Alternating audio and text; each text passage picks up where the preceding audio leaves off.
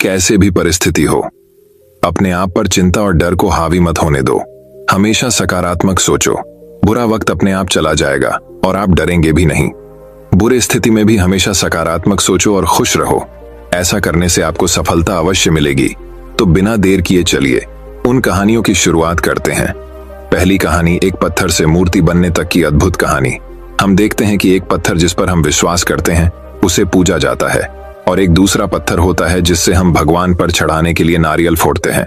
पत्थर तो एक ही होता है, लेकिन एक पत्थर छैनी हथौड़े की मार झेलकर भगवान बन जाता है और दूसरा छैनी हथौड़े की मार से टूट जाता है।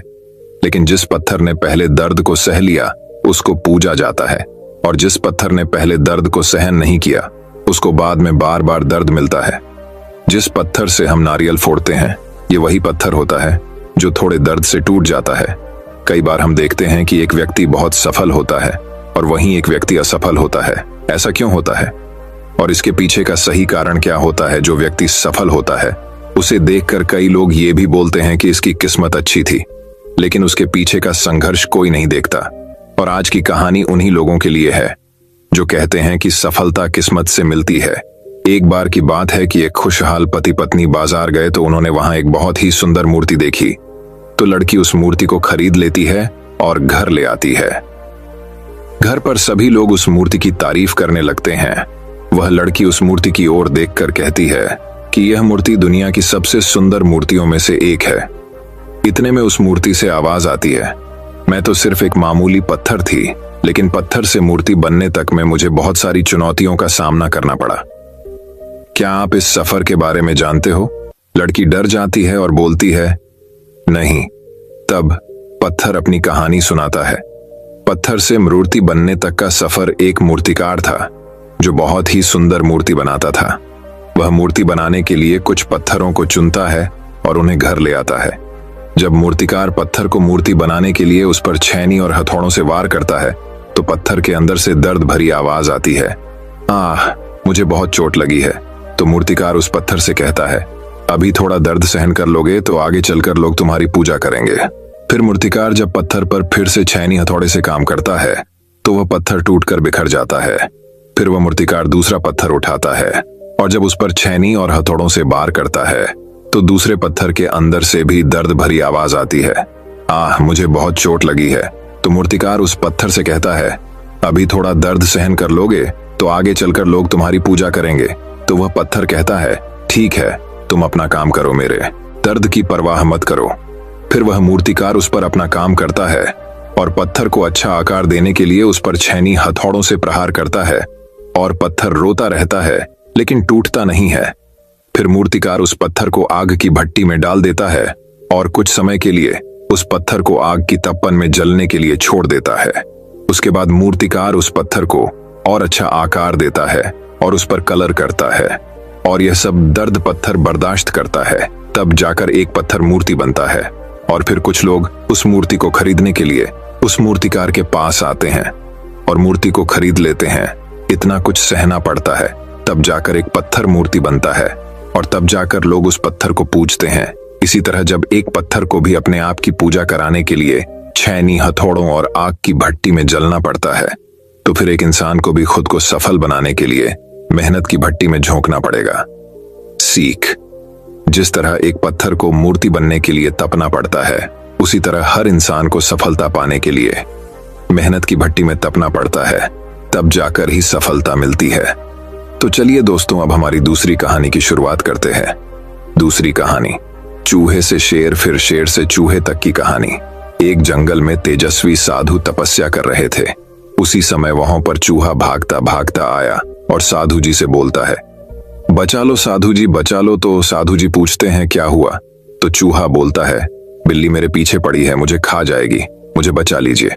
साधु जी को उस चूहे पर दया आ जाती है और साधु जी उस चूहे के सिर पर हाथ फेरते हैं और उसे बिल्ली बना देते हैं। कुछ टाइम होता है, वही चूहा जो बिल्ली बन चुका होता है फिर से भागता भागता आता है और बोलता है, साधु जी बचा लो, बचा लो। साधु जी बोलते हैं, अब क्या हुआ? अब तो तू बिल्ली बन गया है, अब क्या परेशानी आ गई? बिल्ली बोलती है, साधु जी अब मेरे पीछे एक कुत्ता पड़ गया है, मुझे बचा लीजिए, नहीं तो वो मुझे मार डालेगा। तो साधु जी उसके सर पर हाथ फेरते हैं और उसे कुत्ता बना देते हैं। वो कुत्ता वहां से चला जाता है। कुछ टाइम बाद फिर वो कुत्ता भागते भागते आता है और साधु जी से बोलता है, अब मेरे पीछे शेर पड़ गया, मुझे बचा लीजिए। तो साधु को दया आ जाती है और उस कुत्ते को अब शेर बना देते हैं। और साधु जी बोलते हैं, अब तुझे कोई नहीं खा सकता, अब तू जंगल का राजा है, तुझे किसी से डरने की जरूरत नहीं है, तू ही जंगल पर राज करेगा। कुछ टाइम होता है, साधु जी तपस्या में लीन थे और तभी वहां पर शेर आ जाता है और चिल्लाने लगता है, साधु जी बचाओ बचाओ। साधु जी सोच में पड़ गए, इस चूहे को जंगल का राजा शेर बना दिया, फिर भी ये डरा हुआ है। साधु जी पूछते हैं, अब क्या हुआ, अब तो तुम जंगल के राजा हो, अब किससे डरे हुए हो? शेर बोलता है, साधु जी जंगल में शिकारी आ गए, वो मुझे पकड़ कर ले जाएंगे। इस बार साधु जी शेर के सर पर हाथ फेरते हैं और उसे फिर से चूहा बना देते हैं और कहते हैं कि मैं सिर्फ तेरे शरीर को बदल सकता हूं, लेकिन तेरे अंदर बैठे चूहे के नजरिए को नहीं बदल सकता। तुझे शेर तो बना दिया, लेकिन तेरा नजरिया आज भी चूहे का था, इसीलिए तू डरा डरा घूम रहा है। तू चूहा ही अच्छा है, सीख। इस कहानी से सीखना चाहिए कि किसी भी चीज से ज्यादा महत्वपूर्ण होता है हमारा नजरिया। इस कहानी से मैं बताना चाहता हूं कि चूहे को शेर की खाल भी पहना दी जाए तो वो चूहा ही रहता है, शेर नहीं बन सकता जब तक उसका अंदर से उसका नजरिया न बदल जाए।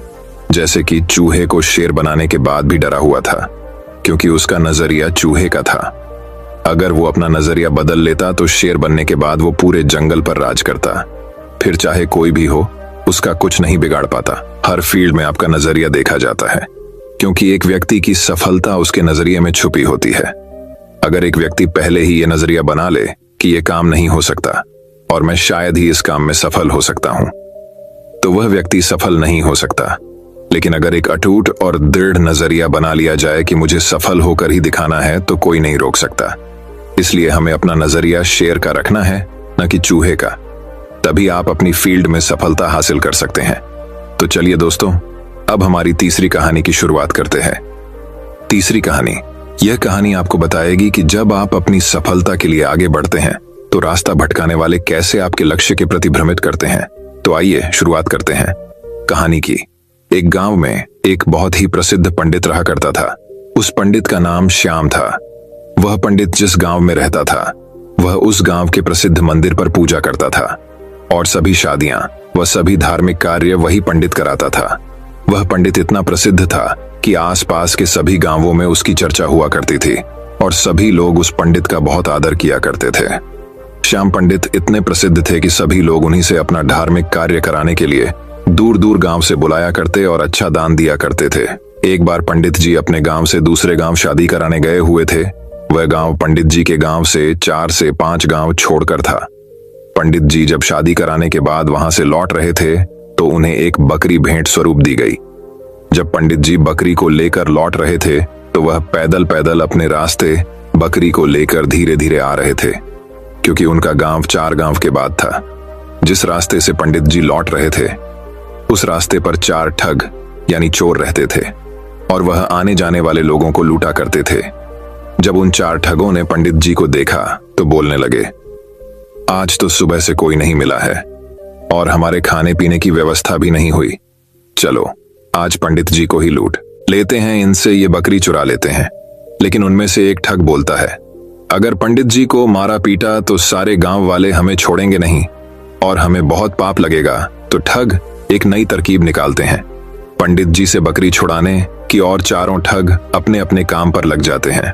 पंडित जी जब पहले गांव पहुंचने वाले होते हैं तो वहां पहला ठग उन्हें मिलता है, जो एक साधारण व्यक्ति की तरह पंडित जी से राम राम करता है और उनके पैर पड़ने के लिए झुकता है, लेकिन रुक जाता है और पंडित जी से बोलता है, पंडित जी आप तो बहुत प्रसिद्ध पंडित हैं और लोग आपकी बहुत इज्जत करते हैं, लेकिन आप इस गधे के साथ क्या कर रहे हैं?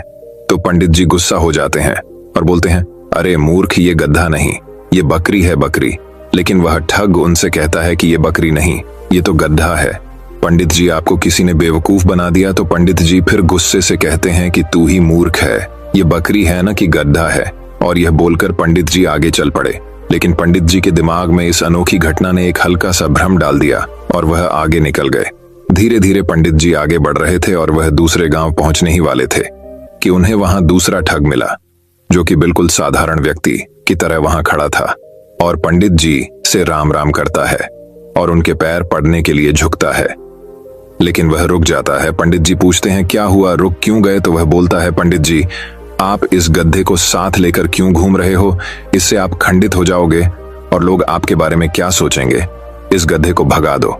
पंडित जी को इतनी बात सुनकर बहुत क्रोध आता है और बोलते हैं तुम मूर्ख हो, दिखाई नहीं देता ये बकरी है और तुम बोल रहे हो गधा है। दूसरा ठग बोलता है कि ये पंडित जी, आपको किसी ने पागल बना दिया, ये बकरी नहीं ये तो गधा है और ये आपके साथ रहेगा तो आपकी क्या इज्जत रह जाएगी।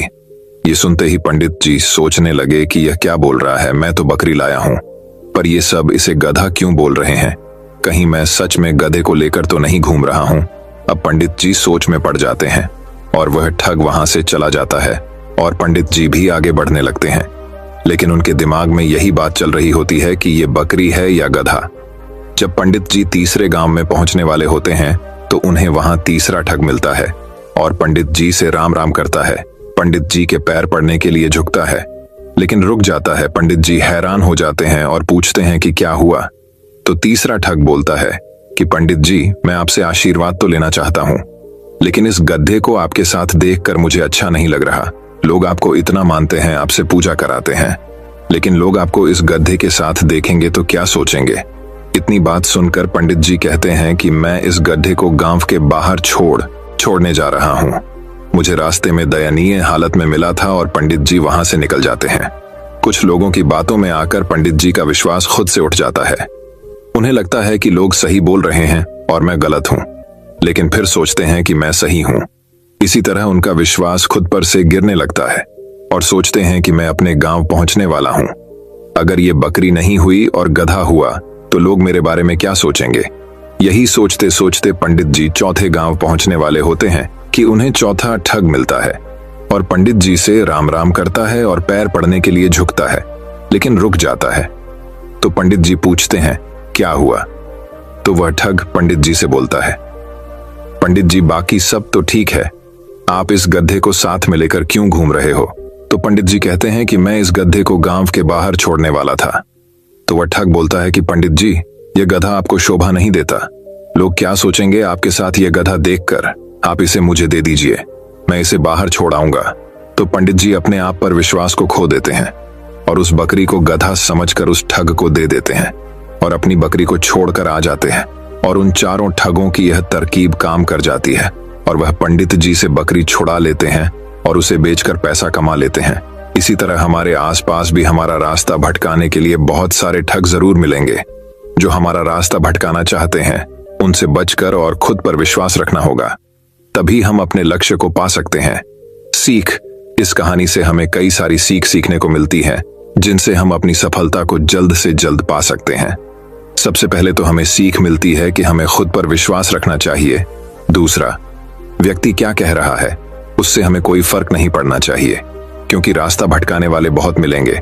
इस कहानी में भी वही हुआ है। अगर पंडित जी को खुद पर पूरा विश्वास होता कि हाँ ये बकरी ही है, तो वह अपनी बकरी को ठगों को नहीं देते।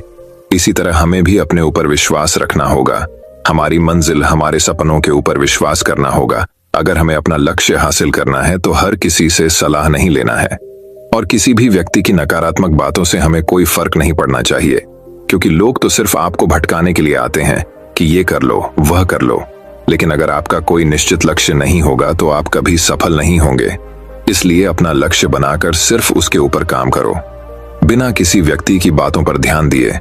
जब आप अपने लक्ष्य को पाने के लिए काम करते हैं तो रास्ता भटकाने और रास्ता रोकने बहुत सारे लोग आएंगे, आपको उनका सामना करना होगा। नेटवर्क मार्केटिंग बिजनेस में भी यही होता है। आपको बहुत सारे लोग मिलेंगे जो कहेंगे ये गलत काम है, आपको सफलता नहीं मिलेगी। तो उनकी बातों पर ध्यान दिए बिना अपने लक्ष्यों को पूरा करने के लिए मेहनत करेंगे तो सफलता अवश्य मिलेगी। बस रास्ता भटकाने वालों से बचकर रहें, क्योंकि राह भटकाने वाले जरूर मिलेंगे। तो चलिए दोस्तों, अब हमारी चौथी कहानी की शुरुआत करते हैं। चौथी कहानी, अकेले लड़ने की ताकत। कभी कभी हमें जीवन में अकेले लड़ने की आवश्यकता होती है। यह कहानी एक ऐसे लड़के की है जो अपने लक्ष्य की ओर आगे बढ़ने के लिए अपनी अकेलापन को एक सुनहरा अवसर बनाता है। एक समय की बात है, एक छोटे से गांव में एक लड़का रहता था। वह बहुत सपने देखता था और अपने लक्ष्यों की प्राप्ति के लिए प्रयास करने का निरंतर जुनून रखता था। परंतु उसके पास न कोई साथी था, न कोई मार्गदर्शन करने वाला। उसके परिवार में भी उसके सपनों को समझने वाला कोई नहीं था। इसलिए उसे लगता था कि वह अकेलेपन की जंजीरों में बंद है और उसके सपने अधूरे रहेंगे। फिर भी उसने निरंतर मेहनत की और अपनी आत्मविश्वास की आवाज को बुलंद किया। उसकी इच्छा शक्ति और संघर्ष ने उसे सही दिशा में आगे बढ़ाने की शक्ति दी। एक दिन उसे अपने गांव के बाहर एक पुस्तकालय का पता चला। वह आश्चर्यचकित हुआ, क्योंकि उसे पहले कभी ऐसी जगह नजर नहीं आई थी। धीरे धीरे उसने उस पुस्तकालय के दरवाजे पर कदम रखा। वहां जाकर उसने देखा कि लोग पुस्तकों के बीच खोए रहते हैं और वहां की शांतिपूर्णता और ज्ञान के वातावरण ने उसे संतुष्ट कर दिया। अपनी उत्कृष्टता को पहचानते हुए उसने निर्णय किया कि वह पुस्तकालय में समय बिताएगा। धीरे धीरे वह पुस्तकालय की विभिन्न किताबों को पढ़ने लगा और नई दुनिया की खोज में निकल पड़ा। दिनों बिताने के साथ साथ उसका ज्ञान बढ़ता गया और वह अच्छे लेखकों और दर्शकों के साथ रिश्ते बनाने लगा। इसी के साथ उसने लिखने का भी मन बना लिया। उसने कई लेख लिखे, जिसमें से उसका एक लेख प्रकाशित हुआ और उसे अवसर मिला अपने लेखकीय कौशल को दुनिया के सामने प्रदर्शित करने का। वह लड़का जिसने कभी अकेलापन को एक रुकावट समझा था, अब एक प्रेरणादायक उदाहरण बन गया। लोग उसे मान्यता देने लगे और वह लड़का अपने लक्ष्यों की ओर अग्रसर होने में सफल हुआ। इस कहानी से हमें यह सीख मिलती है कि अकेलेपन को एक सुनहरा अवसर बनाने के लिए हमें संघर्ष करना चाहिए। हमारी संयमितता, समर्पण और मेहनत हमें अपने लक्ष्यों की प्राप्ति की ओर आगे बढ़ा सकती है। तो चलिए दोस्तों, अब हमारी 5वीं कहानी की शुरुआत करते हैं। 5वीं कहानी, संकट में साथ देना। यह कहानी एक गांव की है जहां लोग एक दूसरे के सहारे जीने का तरीका सीखते हैं। एक गांव था जहां लोगों के बीच में अनूठा एक बंधन था। यहाँ के लोग एक दूसरे के साथ मेहनत करते, सहायता करते और एक दूसरे के साथ खुशियों और दुखों को बांटते थे। इस गांव की कहानी बहुत ही अनोखी थी। एक बार गांव में एक नया आदमी आया। उसका नाम राम था। राम बहुत ही निराशाजनक हालात में आया था। वह एक छोटे से गांव में दूर रहते थे, जहां उनका परिवार बीमारियों और तंगी में फंसा था। उन्होंने सोचा कि वह इस गांव में आकर नए जीवन की कोशिश करेंगे। राम गांव में आकर एक आदर्श बनने के लिए प्रयास करने लगे। वे हर काम में मेहनत करते, दूसरों की सहायता करते और सबके लिए प्रेरणा स्रोत बन गए। दूसरे लोगों की खुशियों और दुखों में भी वे सहभागी रहते। एक बार गांव में बड़ा दुख का समय भी आया, जब गांव के मुखिया का बेटा अचानक बीमार पड़ गया। उसकी स्थिति गंभीर थी और उसके परिवार को इलाज के लिए पैसों की आवश्यकता थी, लेकिन गरीबी के कारण परिवार के पास इतनी धनराशि नहीं थी। जब राम ने इसे सुना, उन्होंने तत्परता से अपनी सभी बचत की राशि का उपयोग करके परिवार की मदद की। वे नहीं चाहते थे कि इस दुखी परिवार को किसी भी हमारी तरह जूझना पड़े। उन्होंने बचत की, राशि के साथ साथ दूसरे गांव वालों को भी अपील की और उन्होंने भी उस परिवार की सहायता की। इस आपातकाल में गांव वालों ने एक बड़ी टीम बना ली। सभी ने मेहनत करके और अपने संगठन के साथ मिलकर इलाज के लिए पैसे इकट्ठा किए। थोड़े समय के बाद बेटे का इलाज हुआ और वह पूरी तरह स्वस्थ हो गया। इस घटना के बाद गांव वालों के मदद करने के इरादे एक दूसरे के साथ और भी मजबूत हो गए।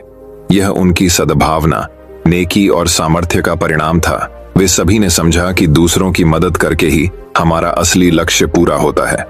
वह गांव अब एक परिवार की तरह था, जहां हर कोई एक दूसरे का सहारा था। यहाँ के लोग अपनी खुशियों और दुखों को साझा करते, एक दूसरे की मदद करते और अपने संघर्षों को साथ में झेलते थे। वे सब मिलकर इस दुनिया में एक सुंदर और समृद्ध जीवन जीने का तरीका सीख गए। तो चलिए दोस्तों, अब हमारी 6ठी कहानी की शुरुआत करते हैं। 6ठी कहानी, सपनों की उड़ान। इस कहानी में हम एक छोटे से गांव की बच्ची की कहानी सुनते हैं, जो अपने सपनों को पूरा करने के लिए कठिनाइयों का सामना करती है। एक छोटे से गांव में लक्ष्मी नाम की एक बच्ची रहती थी। वह बहुत ही संवेदनशील और सपनों की दुनिया में खोई रहने वाली थी। लक्ष्मी के दिल में एक सपना था कि वह एक दिन अपने गांव को ऊंचाइयों तक ले जाएगी और उसे खुशहाली और सम्मान की ऊंचाइयां प्राप्त होंगी। लक्ष्मी के पास गरीबी के कारण कई कठिनाइयां थीं। उसके परिवार को रोजगार की कमी थी और उन्हें बुनियादी आवश्यकताओं को पूरा करने के लिए संघर्ष करना पड़ता था। लेकिन लक्ष्मी नहीं हारी। वह हमेशा अपने सपनों के पीछे लगी रहती थी। उसका पहला कदम उसने शिक्षा में आगे बढ़ाकर उठाया। गांव में उसके स्कूल नहीं था, लेकिन उसने खुद को पढ़ाई के लिए समर्पित कर दिया। वह दूसरे गांव जाती और पढ़ाई के लिए पूरी मेहनत करती। संघर्ष और कठिनाइयों के बावजूद वह अपने लक्ष्य की ओर बढ़ रही थी। लक्ष्मी की दृढ़ता और मेहनत ने उसे सफलता की ओर ले जाया। उसने अपनी पढ़ाई पूरी की और उच्च शिक्षा हासिल की। जब वह वापस अपने गांव लौटी तो उसने गांव के लिए प्राइवेट स्कूल शुरू किया। वह हर बच्चे को शिक्षित करना चाहती थी। उसका पढ़ाने का तरीका बेहद अनोखा था, जिसके कारण वहां के बच्चे बुद्धिमान बनने लगे। लक्ष्मी के संघर्ष और प्रगति की कथा गांव के लोगों को प्रेरित करने लगी। वह उनकी आदर्श बन गई और उन्होंने भी अपने सपनों की पूर्ति के लिए मेहनत करना शुरू कर दिया। इस तरह लक्ष्मी ने अपने गांव को ऊंचाइयों तक ले जाने में सहायता की और लोगों को आर्थिक और सामाजिक रूप से सशक्त बनाया। यह कहानी हमें सिखाती है कि हमें अपने सपनों के पीछे दृढ़ता से खड़े होना चाहिए। कठिनाइयों के बावजूद हमें अपनी मेहनत और समर्पण बनाए रखने की आवश्यकता होती है। जब हम अपने सपनों के प्रति विश्वास रखते हैं और मेहनत करते हैं तो हम आपातकाल में भी सफलता की ओर बढ़ सकते हैं। तो चलिए दोस्तों, अब हमारी 7वीं कहानी की शुरुआत करते हैं। 7वीं कहानी खुशी का राज। एक बार की बात है, एक गांव में एक महान अर्षि रहते थे। उस गांव के लोग उस अर्षि का बहुत ही सम्मान करते थे। गांव के सभी लोगों को जब भी कोई समस्या हो तो वे अर्षि अपनी समस्या का समाधान अवश्य बताते थे। सभी गांव वाले उस अर्षि से बहुत प्रसन्न थे। हर बार कोई नई समस्या लेकर उस अर्षि के पास आए और महान अर्षि उस समस्या का हल बताएं। एक बार एक व्यक्ति उस अर्षि के पास एक प्रश्न करता आया और अर्षि से पूछा कि गुरुजी, मैं एक प्रश्न करता चाहता हूँ। तो अर्षि ने कहा कि प्रश्नोत्तरी क्या है? तो वह व्यक्ति कहता है, मैं खुश कैसे रह सकता हूँ, मेरी खुशी का राज क्या है? इतने में अर्षि ने जवाब दिया कि आपको मेरे साथ जंगल में घूमना होगा। कुछ समय बाद वह व्यक्ति खुशी का राज देखने के लिए अर्षि के साथ जंगल में जाने के लिए निकलता है और दोनों जंगल में जाते हैं। तभी रास्ते में एक बड़ा पत्थर आता है और अर्षि उस पत्थर को अपने साथ लेने के लिए उस व्यक्ति को बताता है। उसने अर्षि के आदेश पर व्यक्तिगत रूप से उस पत्थर को अपने हाथों में उठाया हुआ माना। कुछ समय बाद उस व्यक्ति को उस भारी पत्थर से दर्द होने लगा। वह व्यक्ति इस दर्द को सहन कर लेता है और रहता है। काफी समय तक वह व्यक्ति उस दर्द को सहन कर लेता है, परंतु जब उसे अधिक कष्ट होता है तो ऐसा प्रतीत होता है कि महान अर्षि कहते हैं कि मुझे कष्ट हो रहा है और मैं थक गया हूँ। ये अर्षि कहते हैं कि इसे नीचे रख दो। वह व्यक्तिगत पत्थर को नीचे रखता है और उसे राहत देता है। फिर मुनि कहते हैं कि यही सुख का राज है। वह व्यक्ति पूछता है कि गुरु, मुझे कुछ समझा नहीं। फिर वापस अर्षि उस व्यक्ति को उत्तर देते हैं कि जिस तरह से आपने इस भारी पत्थर को 10 मिनट तक रखा था तो आपको थोड़ा कष्ट हुआ, 20 मिनट तक उठाया गया तो अधिक से अधिक समय तक लगाया गया तो अधिक दर्द हुआ। ठीक इसी तरह देर तक हम अपने दुखों का बोझ फिर से उठाएंगे तो हमें खुशी नहीं मिलेगी, अंतिम रिश्ते ही रहेंगे। हमारी खुशी का राज सिर्फ इस पर प्रतिबंध है कि हम थोड़ी देर तक दुखों का बोझ अपने ऊपर रख सकें। अगर आपके जीवन में खुशी है तो कभी अपने ऊपर दुख को हावी मत दो।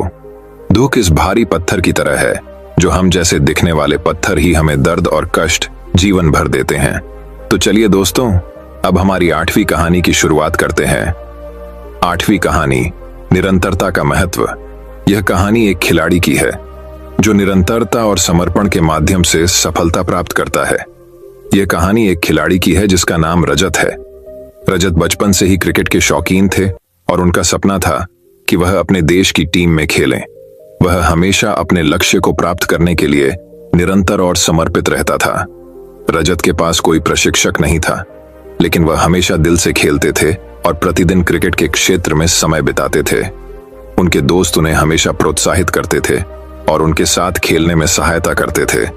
जब रजत अपने स्कूल के क्रिकेट टीम में चयनित हुए तो उनकी खुशी की कोई सीमा नहीं रह गई। उन्होंने अपने दम पर कई मैच जीते और बार बार अपनी क्षमता को साबित किया, लेकिन इस बीच रजत को भी कठिनाइयों का सामना करना पड़ा। वे कई मैचों में खारिज हो गए और कई बार वे हार भी गए। इसे देखकर रजत हिम्मत नहीं हारे और उन्होंने और अधिक मेहनत की। वे खुद को समय समय पर मार्गदर्शन के लिए फिल्में और वीडियो देखने का समय निकालते थे। वे अपनी तकनीक को सुधारने के लिए कोच से सलाह भी लेते थे। रजत की संघर्ष भरी मेहनत और समर्पण के कारण वे अपनी खुद की धारणा को मजबूत करने में सफल रहे। समय बीतते ही रजत का खेलने का अनुभव बढ़ता गया और उन्होंने अपनी क्षमता में सुधार देखा। उन्होंने अपने देश की युवा टीम में चयनित होने का गर्व महसूस किया और उसके बाद से उन्होंने अपनी सफलता के लिए और अधिक प्रयास किए। आज रजत अपनी देश की प्रमुख क्रिकेट टीम में खेल रहे हैं और वे निरंतर उन्नति कर रहे हैं। उनकी कहानी हमें यह सिखाती है कि हमें अपने लक्ष्यों के प्रति निरंतर प्रयास और समर्पित रहना चाहिए और हमेशा प्रयास करते रहना चाहिए, चाहे हमें कितनी भी कठिनाइयां आएं। विजय और सफलता उस व्यक्ति की मेहनत और समर्पण पर निर्भर करती है जो कभी हिम्मत नहीं हारता। तो चलिए दोस्तों, अब हमारी 9वीं कहानी की शुरुआत करते हैं। 9वीं कहानी, सफलता के सूत्र। एक समय की बात है, एक छोटे से शहर में एक व्यापारी रहता था। उसका नाम राजेश था। राजेश के पास कोई बड़ा व्यापार नहीं था, लेकिन उसकी मेहनती और जुनून से भरी आवाज थी। उसका सपना था कि एक दिन वह एक अपना व्यापार खोलेगा और सफलता की ऊंचाइयों को छू जाएगा। राजेश ने कई सालों तक एक नौकरी की है, लेकिन उसकी रुचि व्यापार में थी। वह हमेशा सोचता रहता था कि उसे क्या करना चाहिए ताकि वह अपने सपनों को पूरा कर सके। एक दिन राजेश ने निर्णय लिया कि वह अपना व्यापार शुरू करेगा। उसने अपने बचत के पैसों का इस्तेमाल करके एक छोटी सी दुकान खरीदी और उसमें सामान बेचने की शुरुआत की। पहले कुछ महीनों में राजेश का व्यापार थोड़ा सा उछल कूद के साथ चला, लेकिन जल्द ही उसे गाही बनाने का समय आया। राजेश ने खुद को सीखने, बढ़ते हुए प्रौद्योगिकी के उपयोग और ग्राहकों की आवश्यकताओं को समझने में जुटा दिया। वह मान्यता प्राप्त करने के लिए गुणवत्ता और उत्कृष्टता पर ध्यान देने लगा। इसके परिणाम स्वरूप उसकी दुकान का नाम शीघ्र ही लोकप्रियता में आया और लोग उसकी सेवाओं की प्रशंसा करने लगे। राजेश के व्यापार में सफलता की लहर आई और उसका व्यापार धीरे धीरे बढ़ता गया। उसने दूसरी दुकान खोली और अपने व्यापार की विस्तार की। राजेश की सफलता का राज उसकी मेहनत, समर्पण और आत्मविश्वास था। वह कभी नहीं हारा और हमेशा अपने लक्ष्य की ओर बढ़ता रहा। वह अपने संगठन को विकसित करने के लिए नए आइडियाओं पर काम किया और नई बाजारों में उत्पादों की पेशकश की। आज राजेश एक सफल व्यापारी के रूप में पहचाना जाता है। उसकी कहानी और उसकी सफलता दूसरों को प्रेरित करने के लिए एक मिसाल के रूप में साझा की जाती है। राजेश ने सिद्ध किया कि मेहनत, आत्मविश्वास और निरंतर प्रयास ही सफलता की कुंजी होती है। तो चलिए दोस्तों, अब हमारी 10वीं कहानी की शुरुआत करते हैं। 10वीं कहानी, जीत की गाथा। इस कहानी में हम एक खिलाड़ी की कहानी सुनते हैं जो कठिनाइयों के बावजूद जीत की ओर बढ़ता है। यह कहानी हमें यह सिखाती है कि हमें सभी परिस्थितियों में सकारात्मक रहना चाहिए और हमेशा अपनी जीत के लिए प्रयास करना चाहिए। यह कहानी एक खिलाड़ी के बारे में है जो विभिन्न कठिनाइयों का सामना करते हुए आगे बढ़ता है। उसका नाम रवि था। रवि एक बहुत ही प्रफुल्लित और सकारात्मक व्यक्तित्व वाला था। वह एक खेल के प्रेमी था और खुद को विभिन्न खेलों में महारत प्राप्त करने का सपना देखता था। रवि के जीवन में कई मुश्किलें आईं। पहले तो वह अपने खेल की रुचि को लेकर अकेला था। उसके परिवार वाले उसे खेलने को निराश करते थे और कहते थे कि खेल उसके भविष्य को बर्बाद करेगा, लेकिन रवि निरंतर अपने सपने के पीछे भागता रहा। एक दिन उसे एक महत्वपूर्ण खेल के लिए राष्ट्रीय स्तर पर प्रतियोगिता में हिस्सा लेने का मौका मिला। रवि ने अपने अभियान की शुरुआत की, लेकिन उसे पता था कि इस प्रतियोगिता में उसे बहुत सारी मुश्किलें प्राप्त होंगी। प्रतियोगिता के दौरान रवि को कठिनाइयों का सामना करना पड़ा। वह अपनी प्रदर्शन क्षमता में कमी महसूस कर रहा था और एक समय ऐसा आया जब उसे लगा कि उसकी हार तय हो चुकी है। लेकिन उसने हार मानने की बजाय सकारात्मक सोचने का निर्णय लिया। रवि ने खुद को सामर्थ्य और संयम से भरपूर महसूस करने का प्रयास किया। वह निरंतर मेहनत करता रहा और अपने को सुधारने के लिए प्रयास करता रहा। अपने को बेहतर बनाने के लिए उसने नई तकनीकों का अध्ययन किया और उसे अपने खेल में लागू किया। धीरे धीरे रवि अपने दूसरे प्रतियोगिता में सुधार दिखाने लगा। वह पहले से ज्यादा सुरक्षित, तेज और बुद्धिमान हो गया था।